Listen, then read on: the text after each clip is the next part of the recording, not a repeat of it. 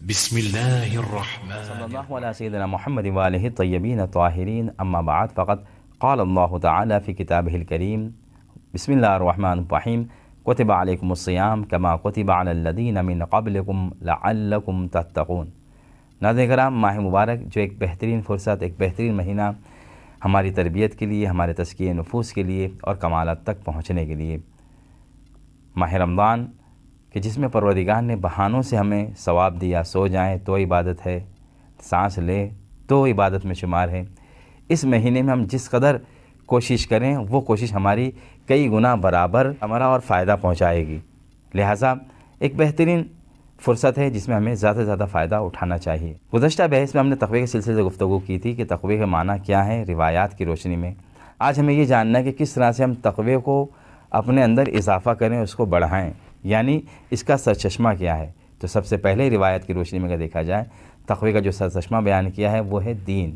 یعنی انسان جس قدر دین کا پابند ہوتا جائے گا تقوی اس کے اندر بڑھتا چلا جائے گا۔ جیسا کہ روایت میں ہے التقوی ثمرۃ الدین، تقوی جو ہے دین کا ثمرہ ہے، دین کا پھل ہے، دین کا نتیجہ ہے۔ لہٰذا ہم اگر دین پر عمل کرتے چلے جائیں گے، دین کو قبول کر لیں گے، دین کے پابند ہو جائیں گے، تو اس صورت میں تقوی ہمارا بڑھتا جائے گا۔ دوسری چیز ہے محاسبہ نفس، جیسا کہ جناب ابو ذر غفاری سے پیغمبر اکرم صلی اللہ علیہ وسلم نے فرمایا کہ اے ابو ذر، وہ شخص زیادہ متقی اور پرہیزگار ہے،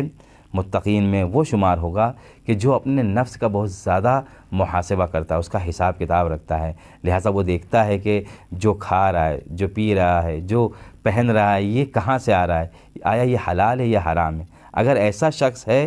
تو وہ متقین میں شمار ہوگا، وہ متقی ہے، وہ پرہیزگار ہے۔ اسی طرح سے تیسری چیز کہ جس سے تقوی میں اضافہ بنتا ہے، جو سرچشمے تقوی قرار پاتا ہے، وہ ہے قلب عارفین، یعنی جیسے جیسے ہماری معرفت خدا کے سلسلے سے بڑھتی جائے گی، ہمارا دل پروردگار کی شناخت سے، اس کی معرفت سے بھرپور ہوتا جائے گا، تقوی کا یہ سبب بنے گا، ہمارا تقوی میں بھی اضافہ ہوگا، یعنی ہم صاحب تقوی بھی بنتے چلے جائیں گے، بڑھتے چلے جائیں گے تقوی کی منزل میں۔ لہٰذا روایت میں کہ لکل شیء معدن ومعدن التقوی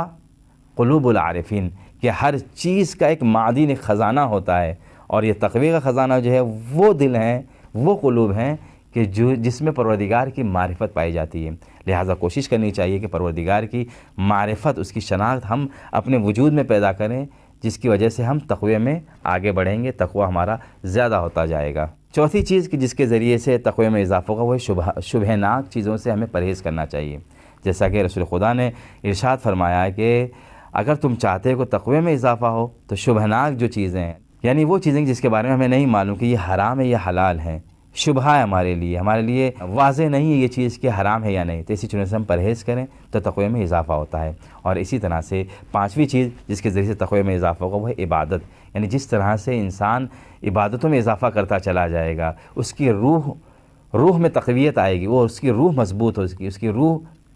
اس کی روح میں تقویت آئے گی، اس کی روح مضبوط ہوگی، اور وہ گناہوں سے پرہیز کرے گا۔ اب چاہے نماز کے ذریعے سے ہو، روزے کے ذریعے سے ہو، حج و زکوٰۃ کے ذریعے سے، حتیٰ جو عبادت کے علاوہ جو افعال بھی ہیں دین میں جو بیان ہوئے ہیں، جیسے انفاق کرنا، سخاوت کرنا، خمس دینا، یہ ساری چیزوں پہ بھی اگر انسان زیادہ عمل کرتا جائے گا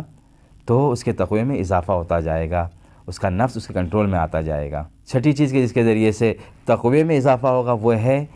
معاد اور قیامت پر ایمان۔ جیسا کہ متقین کی صفت میں شروع میں ہی پروردگار نے بیان کیا کہ متقین کی ایک صفت یہ ہے کہ وہ قیامت پر ایمان رکھتے ہیں، معاد پر ایمان رکھتے ہیں، حساب و کتاب پر ایمان رکھتے ہیں کہ پروردگار ہمیں دوبارہ اٹھائے گا اور ہم سے حساب کتاب لے گا، ہمارا حساب کتاب ہوگا کہ ہم نے کیسے افعال انجام دیے ہیں اور کتنے اچھے افعال انجام دیے، کتنے برے افعال انجام دیے ہیں، وہ سارا حساب کتاب ہمارے سامنے پیش کیا جائے گا۔ اور روایت میں بھی ہے کہ من اکثر من ذکر الآخرہ قلت معصیتہ، مولا کائنات علیہ السلام ارشاد فرماتے ہیں کہ جو شخص بھی قیامت کو کثرت سے یاد کرتا ہے گناہوں کو کم کرتا ہے، یعنی قیامت کی یاد جو ہے وہ انسان کو گناہوں سے روکتی ہے۔ اور ایک چیز کہ جو تقوی میں اضافے کا سبب بنتا ہے وہ ذکر خدا، انسان جیسے جیسے ذکر الہی کرتا جائے گا، اپنی زندگی میں رنگ الہی بھرتا جائے گا، اس کے تقوی میں اضافہ ہوتا جائے گا۔ تو ناظرین مطلب یہ وہ چیزیں تھیں کہ جس کی وجہ سے انسان تقوی میں اپنے اضافہ کر سکتا ہے، اپنے تقوی کو بڑھا سکتا ہے۔ اب آئیے اس کے کچھ فائدے بھی ہیں۔ سب سے بڑا فائدہ یہ ہے کہ انسان کو دنیا اور آخرت کا خیر ملتا ہے۔ لہٰذا روایت میں ہے، پیغمبر اکرم صلی اللہ علیہ وسلم ارشاد فرماتے ہیں کہ من رزق تقیٰ فقط رزق خیر الدنیا والآخرہ، کہ جو شخص کو تقویٰ مل گیا، جسے تقویٰ مل گیا، اسے خیر دنیا اور خیر آخرت دونوں چیزیں مل جائیں گی۔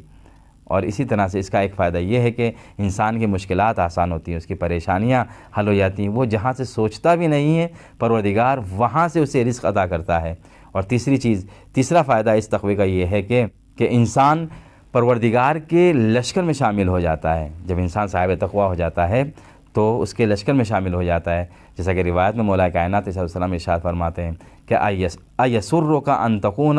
من حزب اللہ الغالبین، کیا تم چاہتے ہو کہ تمہارا شمار پروردگار کے غالب لشکر میں ہو جائے؟ اتق اللہ سبحانہ، تو تمہیں تقوی الہی اختیار کرنا ہوگا، تمہیں صاحب تقوی بننا ہوگا۔ لہٰذا ایک فائدہ تقوی کا یہ ہے کہ انسان پروردگار کے غالب لشکر میں اس کا شمار ہو جاتا ہے، وہ شامل ہو جاتا ہے۔ اچھا، ایک فائدہ یہ بھی ہے تقوی کا، اس کے گناہ سارے بخش دیے جاتے ہیں، جیسا کہ وَمَن يَتَّقِ اللَّهَ يُكَفِّرْ عَنْهُ سَيِّئَاتِهِ، کہ جو شخص بھی تقوی اختیار کر لیتا ہے، صاحب تقوی ہو جاتا ہے، متقین ہو جاتا ہے، متقیوں میں ہو جاتا ہے، تو اسی صورت میں پروردگار ان کے گناہوں کو بخش دیتا ہے، معاف کر دیتا ہے۔ تو ناظرین محترم، یہ وہ چیزیں تھیں کہ ہمیں کس طرح سے تقوی اپنے وجود میں پیدا کرنا ہے، اس تقوی کا فائدہ کیا ہے۔ پروردگار سے دعا ہے کہ پروردگار ہم سب کو صاحب تقوی بنائے، اور یہ بھی دعا ہے کہ پروردگار ہمارا شمار امام المتقین علی بن ابی طالب علیہ السلام کے ساتھیوں میں کرے۔ والسلام علیکم۔